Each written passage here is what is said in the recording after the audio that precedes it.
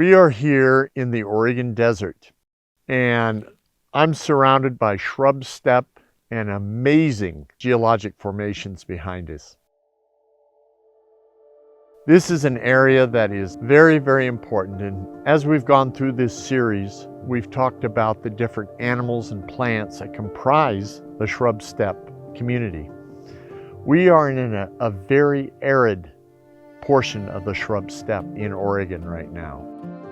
We've been very, very fortunate the last few days to be able to go out and observe sage grouse, the greater sage grouse, strutting on their leks.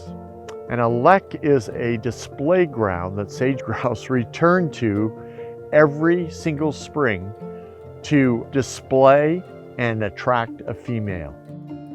The interesting thing is, when they get to these leks, these are not just some arbitrary spot that has been selected within the shrub steppe.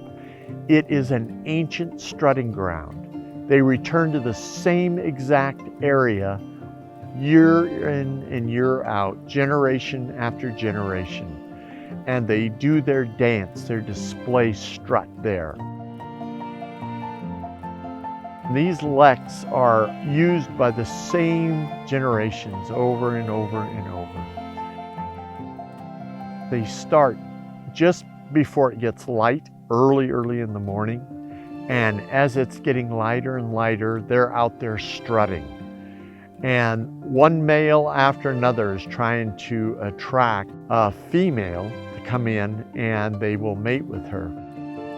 Many things happen on leks, but the one important thing is males try to dominate other males, and they try to outstrut them and outdance them, and they even physically attack each other, and they'll thump each other with their wings, and they will spur each other, and sometimes they injure each other. But the interesting thing is, they always come back the next morning for another round.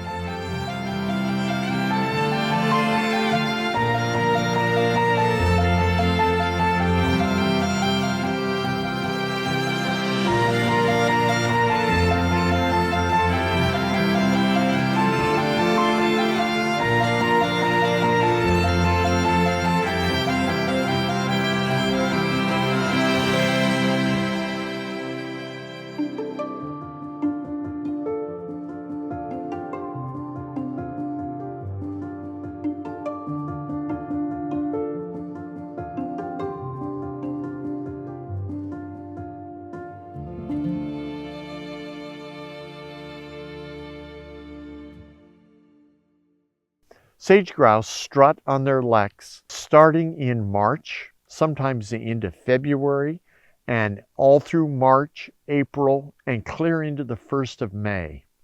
And those males that have not mated continue to show up at the lek, hoping that a female is attracted to their lek. Well, the interesting thing is, the better dancers of all the males that show up at the lek are the ones that get the females. And finally, by the 1st of May, sage grouse males that are left, the roosters, are kind of the culls, the bottom of the pecking order. And their chances of actually breeding with a female is very, very low, because most females weren't interested in them all through those months and months of dancing, but they never give up. Hope springs eternal with a lot of these grouse. The grouse at the end of the lek season, the dancing season, are frequently only year-old birds or old birds that just don't dance right. Something's wrong, amiss with them, and the females will not mate with them.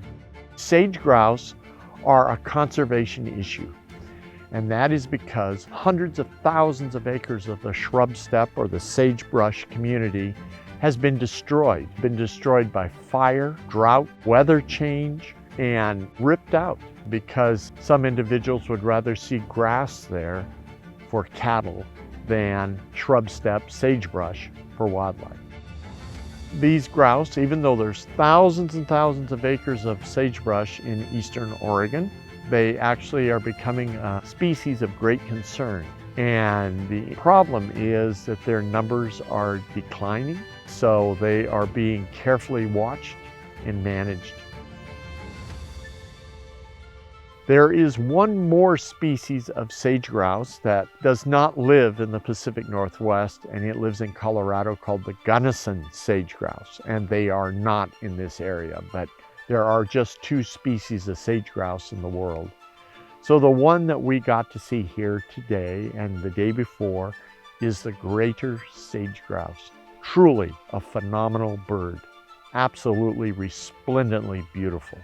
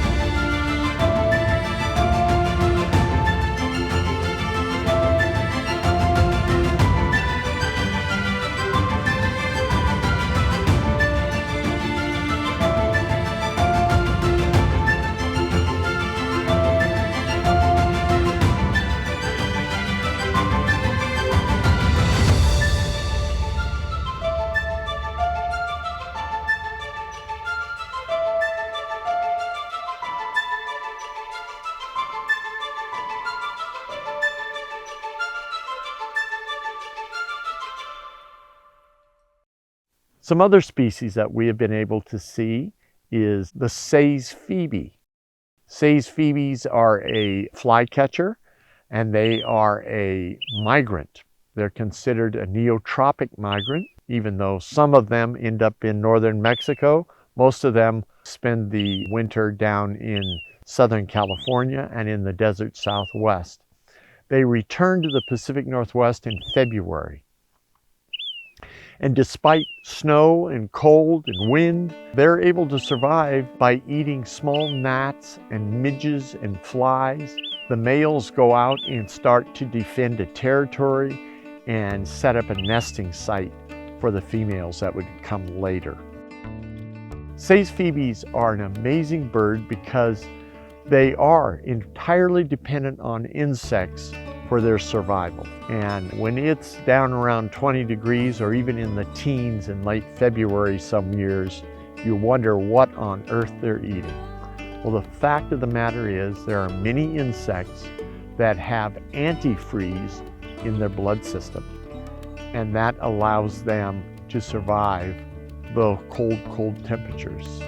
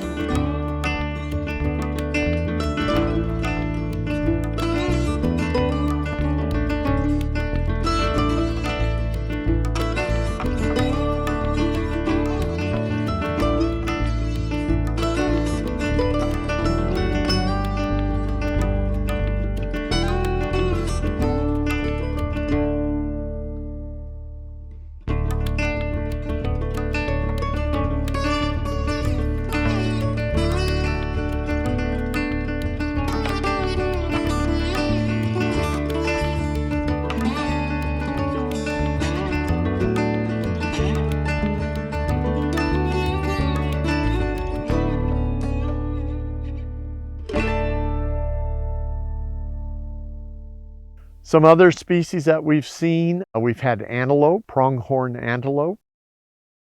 They love the shrub steppe. They depend on it. And one thing that's very important to remember, and that is that antelope, the pronghorn antelope, the greater sage grouse, and many other species of wildlife are obligated to sagebrush for their survival. They will not survive outside of a sagebrush community. So portions of their life cycle may be in a wet meadow in late summer where they eat lots of grasshoppers and crickets, the grouse. Antelope, they graze and browse on sagebrush. And it is a species of plant that they require. Oftentimes, antelope are seen way out in the sage, and because of their coloration, they really stick out in the light. Absolutely beautiful native antelope. They're actually a member of the bovine family and very important to the shrub steppe. Some other animals that we've seen are ground squirrels. And ground squirrels are very important because they dig burrows and labyrinths underground. And those labyrinths host other animals. And we've talked about that in other episodes, how these ground squirrel labyrinths are super important during the heat of the summer or the very cold of winter, because amphibians, reptiles, insects can get down underground and into those labyrinths. So very important. In this area that we are right now are some really important rock formations, and these are direct results of volcanic activity. So most of the rocks that you see here, these formations, are made of what's called tuff. And tuff is an amalgamation of rocks, basalt, ash, silts, that all got molded and melted together because of heat of a volcano. And all of these formations here are a direct result and comprised of tuff. And below them, there are ash layers. And you can see some of the ash, the white layers up there, that's all ash. And so this was a very active volcanic area. The other interesting thing is that tuff is highly erosive. And so when they get tremendous rainstorms, the rainwater will flow across them and erode them. And that's exactly what's happened up there. And you can see that there's holes and where water has poured through. The other interesting thing is it's left formations, and you can see the holes, and those are very important to wildlife. Many birds, bats, insects, and rodents depend on those cavities that have been worn out by wind and rain. So it's very important. But this area is truly amazing. And it was used by the tribes. Before the Western Europeans arrived in this area, these areas were very important because there was a lot of wildlife that nested and lived in those rock formations, and the tribes would come and hunt those. And we found evidence of that yesterday. We located a beautiful arrowhead, and all the artifacts that we find are left right where we found them. And so that's very important. It's illegal to pick up Indian artifacts on federal land. And so we abide by that rule and leave them right where we find them. It's very important to recognize that those artifacts are the heritage of the tribal people that lived here. And those peoples are still here, the Paiute tribe. And so it's important to leave their artifacts where they are.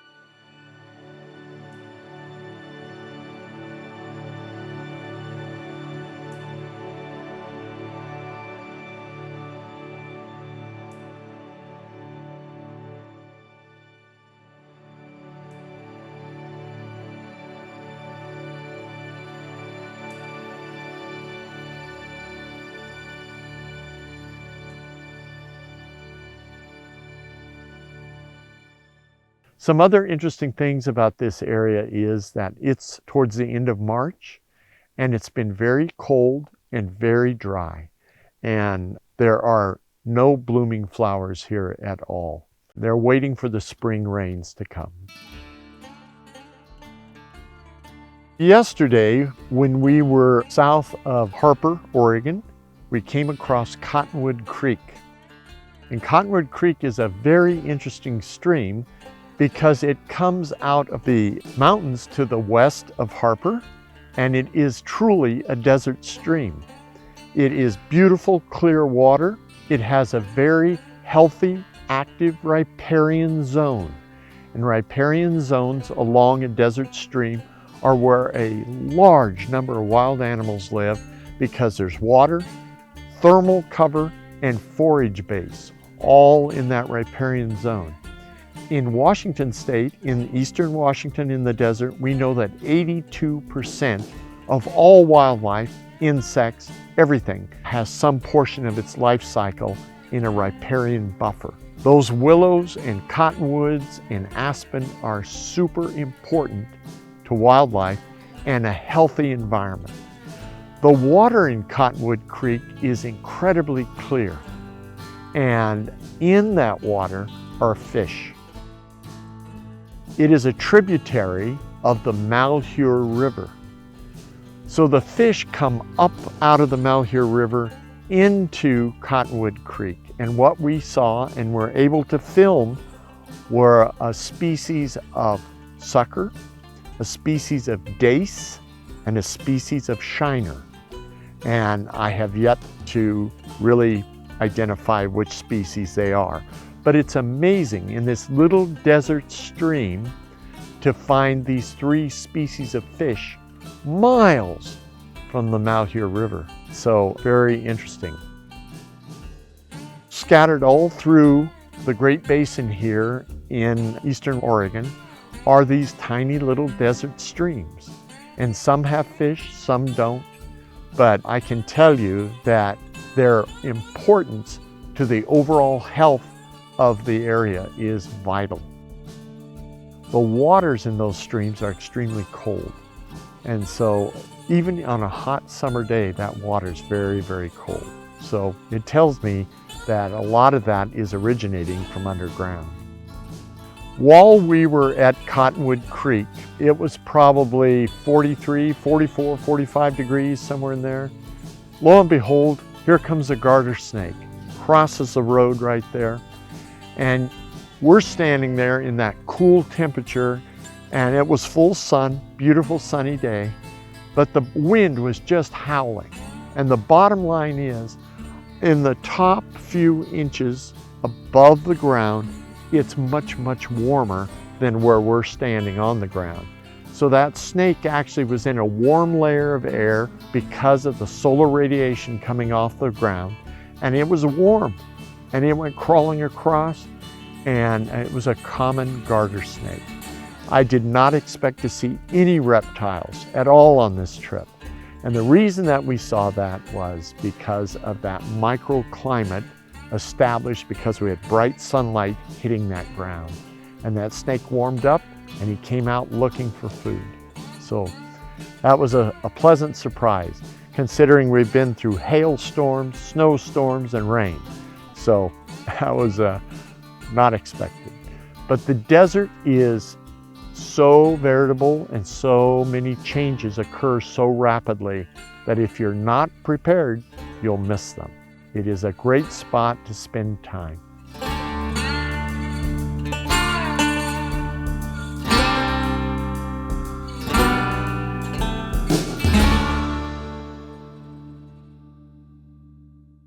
Out here in eastern Oregon are many canyons and formations like this behind me, and they're scattered all over the place.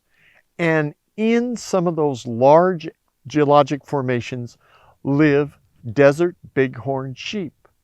And they are a beautiful native animal that has been here for thousands of years. Bighorn sheep travel in bands, and they love to live in the bigger canyon areas, the steep canyons with open water. a stream in the bottom of the canyon, and they travel all over through these areas. The interesting thing about them is that they have true horns. They are not like an elk or a deer. They do not shed their horns. Once those horns grow, they're there for their entire life. And because they're also members of the bovine family, they never can shed those horns. So they actually have a sheath that forms over and grows like keratin on your fingernails over the bone in the interior of the horn. And as long as that animal's alive, that keratin horn keeps growing. The one thing that's interesting is in ewes or female desert bighorn sheep, the horns grow up and they stop. On the males, the big curl horns continue to grow and grow and grow. And if you ever get a close-up look at bighorn sheep horns, you can see the growth lines where they grow and grow and grow. Amazing animals. They are capable of taking drinks of water, and then days they won't drink anything, but they eat. They browse on all kinds of different plants, and they get a lot of moisture from the plants that they feed on. And they're able to take extreme heat and drought, and they do very well with it. And that's because they are adapted to deserts. A lot of other animals their size don't do very well in desert settings, but desert bighorn sheep are capable of surviving in a desert area as long as they can get to a spring or to a small stream. They love rocky formations, and they are able to jump and travel up what looks like vertical faces of rock to us. And they have no problems because they have interesting pads and interesting hooves. And their hooves allow them to grip rock and actually climb up steep cliff faces. They're an amazing animal. And a lot of people never get to see bighorn sheep in the Oregon desert. But if you're out and hiking, sometimes you'll luck out and see them.